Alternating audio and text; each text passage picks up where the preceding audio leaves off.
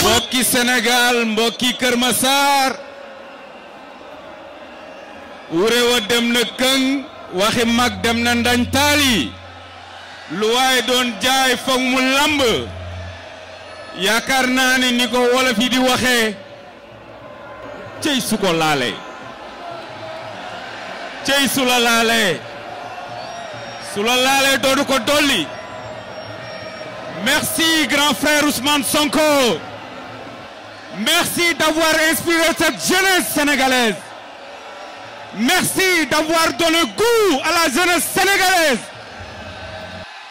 Un jour, je t'ai dit merci grand frère parce que yaa ñu yaral ce régime. Et jàpp naa ni, comme vous l'avez dit, c'est à vous jeunesse du Sénégal de sécuriser ce gars. C'est à vous, jeunesse du Sénégal, de sécuriser Ousmane Sonko. Parce que c'est une chance pour le Sénégal. C'est une chance pour l'Afrique. Merci, merci, merci beaucoup.